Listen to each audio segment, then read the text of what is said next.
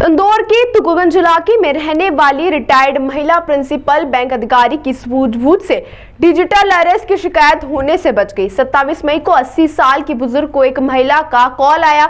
उसने खुद को telecom regulation authority of India का कर्मचारी बताकर बुजुर्ग की सिम बंद करने की बात कही। फोन करने वाली महिला ने जेड एयरवेज के मालिक संबंध होने का आरोप लगाते हुए पहले महाराष्ट्र के कोलाबा पुलिस स्टेशन से बात और बाद में सीबीआई की महिला अफसर को कॉल ट्रांसफर करने की बात कही।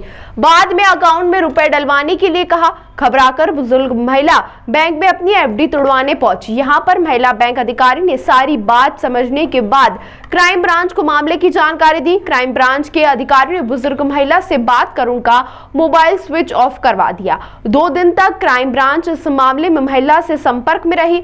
रविवार को एडिशनल डीसीपी ने खुद महिला के घर जाकर बात की। पीड़िता के पति भी एलआईसी में मैनेजर रहे हैं। एडिशनल डीसीपी राजेश धंडोतिया ने बताया कि 27 मई की सुबह सेंट्रल स्कूल के रिटायर्ड प्रिंसिपल नंदनी चिपरुड़कर को एक फर्जी कॉल आया। कॉल करने वाली महिला ने खुद को ट्राई के अधिकारी बताते हुए उनकी सिम बंद करने की बात कही। कारण पूछा तो कॉल कोलाबा स्टेशन ट्रांसफर कर दिया। यहाँ खुद को डीसीपी अनंत कुमार आर्य बताकर किसी ने बात की। उसने जेट एयरवेज के मालिक नरेश गोयल से पहचान होने का आरोप लगाते हुए नंदनी के अकाउंट से कई ट्रांजेक्शन होने की बात कही।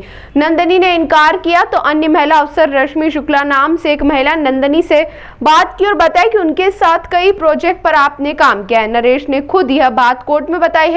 महिला पर कई एफआईआर दर्ज होने की बात करते हुए धमकाया। उन्हें वीडियो कॉल पर लेते हुए कमरे से बाहर जाने से मना कर दिया। नंदनी ने इसके बाद अपने पति और घर में काम करने वाले नौकर से बात नहीं की, खुद को कमरे में बंद कर लिया। ठगों ने कहा कि बचने के लिए उनके अकाउंट में 1 करोड़ रुपए ट्रांसफर करना होंगे। पीड़िता ने अकाउंट में जमा 52 लाख और 50 लाख की एफडी तुड़वा कर रुपए ट्रांसफर करने की बात कही।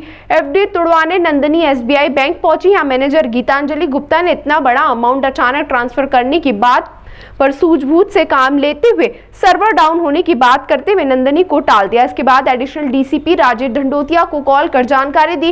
राजेश धंडोतिया ने महिला के परिवार के लोगों से संपर्क किया तो पता चला कि इंदौर में उनके रिश्तेदार दीपक रहते हैं, वहीं बेटा यूएसए में है। दीपक ने जब नंदनी से बात की तो उन्होंने पर्सनल काम के लिए रुपए निकालने की बात की। बाद में राजेश धंडोतिया ने मोबाइल पर बात कर नंदनी को 2 दिन अपना मोबाइल बंद करने के लिए कहा, लेकिन रविवार को मोबाइल स्विच ऑन करने पर फिर से कॉल आने लगे।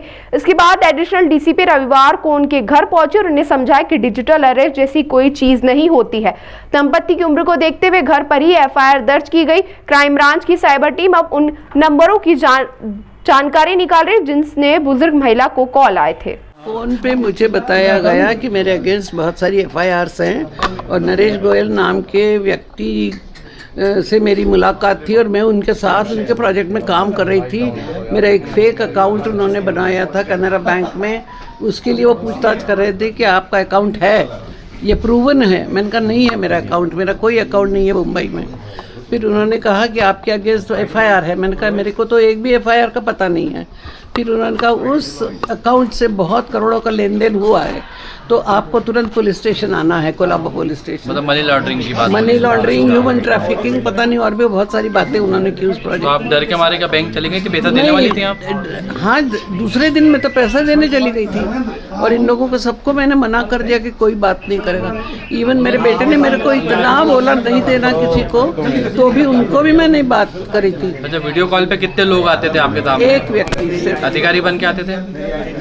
अधिकारी, हाँ, सारे अधिकारी। और वो भी पुलिस ऑफिसर करके कोई तो भी एक बुत बना खड़ा बैठा रहता था।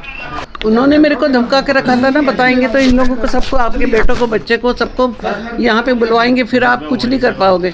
वो बार बार कह रहा था आप मेरी माँ जैसी हैं, मैं आपको बचाऊंगा। उस समय मेरे ध्यान में नहीं आया कि मेरी इतनी एफआईआर होने के बाद ये मुझसे इतना मीठा क्यों बोल रहा है। मुझे बार बार ये लग रहा था कि ये मुझे बचाने की कोशिश क्यों कर रहा है। 1 करोड़ 2 लाख रुपए कन्वर्ट होने वाले थे। 52 लाख तो उनके सेविंग अकाउंट में थे, वो कन्वर्ट होने थे। और 50 लाख की एफडी तोड़वाने के लिए बैंक में उस दिन 2 बार गई। और इनके जो फैमिली मेंबर हैं दीपक भूतड़ा और मैं कहना चाहूँगा पुष्पांजलि गुप्ता, ये जागरूक लोग थे। फिर उसके लड़के को भी खबर की तो लड़के ने भी फिर इनसे बोला कि किसी कुछ भी हो जाए आपको पैसा ट्रांसफ़र नहीं करना है। तो ये सब लोगों की अवेयरनेस की वजह से निश्चित रूप से एक बड़ी घटना डिजिटल अरेस्ट की टली है। मैं फिर कहना चाहूँगा इलेक्ट्रॉनिक मीडिया के माध्यम से, you may be educated but educated educated होना और अवेयर होना ऑल टुगेदर डिफरेंट थिंग। आपको अगर साइबर फ्रॉड से बचना है तो आपको अवेयर रहना होगा।